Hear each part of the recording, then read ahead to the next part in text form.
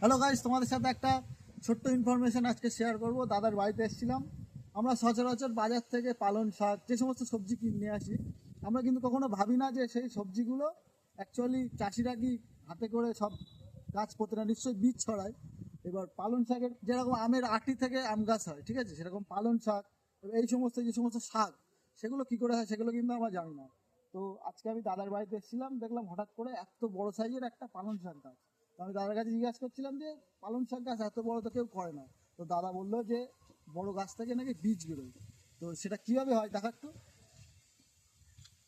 কাছে কাছে এদো গাছ, এই বড় গাছ যখন তোমরা করবে না, তখন বড় গাছের ডালে ডালে ছোট্ট ছোট্ট এরকম বুটি বুটি মতো সাবুদানার মতো সাইজের বীজ।